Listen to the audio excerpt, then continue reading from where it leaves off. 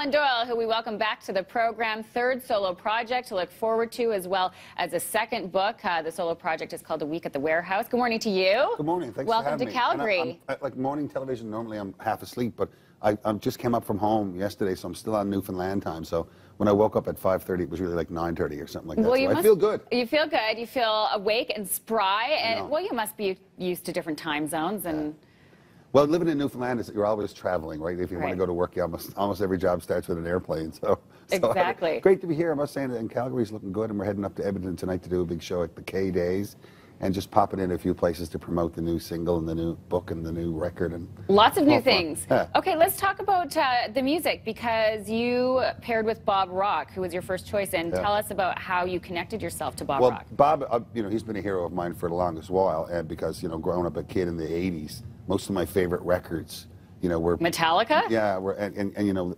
and Motley Crue and all that stuff I loved when I was a teenager. Bob produced most of that stuff, and I was a huge Paul Hyde and Paola's fan. I always loved their sort of British rock thing. And then when I was putting this record together, I wanted to do it like old school with my band in a room, live off the floor, no computers, no loops, nothing like that. Nobody does that anymore. Yeah, no one does anymore. And I was thinking about the list of producers that still make records that way.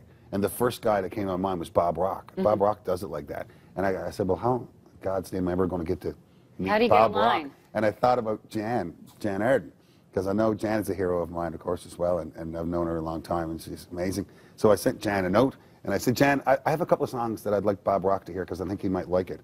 And Jan said, well, I'm talking to Bob tomorrow, and I'm going to get him to call you. And I was picking my kid up at school, and I was like 2:30 in Newfoundland time, and my phone rang, and it said, Bob Rock, Hawaii. And I was like, oh my God. So his number popped up right on the screen? Right on the screen. Okay, and I so said, that's a phone call that you take? Yeah. Yeah, you answered the phone call. I answered the call, and Bob Rock answered the phone and said, hey, Alan, it's Bob Rock. Jan Arden told me I had to call you, and I'm not about to piss off Jan Arden. No, you don't want to do that. You don't want the wrath of Jan. Yeah. And that's how it started. So I'm grateful to her, of course, always. Okay, so talk about being in a room with Bob Rock and what that feeling is like for you. It's amazing, because he's like, instantly you can recognize the various skills he has. He's amazing, musicologist, of course, knows the history of music, and instantly, all that stuff, and an amazing engineer and sound, and he's just worked in it all for so long. But then you quickly realize as well that he's one of the greatest people motivators I ever met. Like, he could instantly stand in a room of 10 different people and realize what each of them might want said to them to make them be at their best. Really? Yeah, go around, that guy's nervous about his equipment, so I'll tell him something about, hey, your guitar sounds great. That one over there is not sure about his part. Hey, let me play the part. That sounds excellent. That's cool. Are you good? And like in 5 minutes, everyone's ready to rock. Yeah. And so it just. But wouldn't you come in on your A game? Oh yeah. Yeah. That's the other part of it too, like with the band and stuff, because the band I'm traveling with, they're so beautiful. They're so great, and I wanted this record to sound like what a concert sounds like now with my band. And it's just an incredible group of musicians, and kind of as a tip of the hat to them, I wanted, to give them a recording experience that that none of us would really get in any normal day. And so we went to the Warehouse Studio in Vancouver, which is one of the greatest studios in the world, with one of the greatest producers in the world.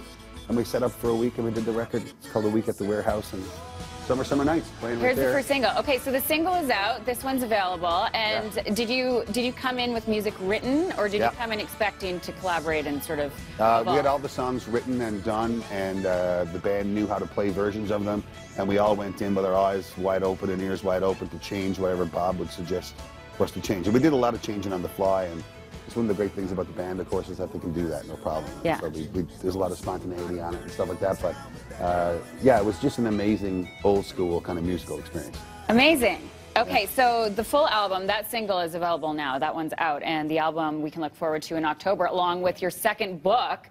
So was there enough material from the first to continue to write it? Did you finish the first and you knew that you had second in the works, or how did that go for you?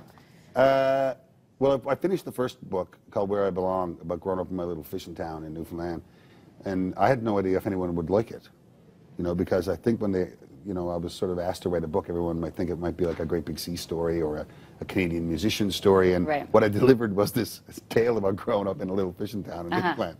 And so I really and honestly had no idea if people would like it, and then it was quite successful. People loved it, and I was grateful for that. So this one, I just started thinking about stuff that I think people might like to hear me talk about, and so I wrote a book called the term for it, the title for it is called A Newfoundlander in Canada. Yes. And it's really about my first trip, leaving my little fishing town and making my way across the country for the first time, and what Canada looked like to a fella from the very edge of it who'd never really been anywhere.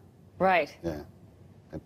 And there you have it. I mean, what is it about I'm stereotyping here, but Newfoundlanders have reputations for being great storytellers. Yeah. So what is it about I'm the glad culture? Well, because I think in a lot of the places in Newfoundland, including where I'm from, isolated places that didn't have access to radio, television, theater, libraries.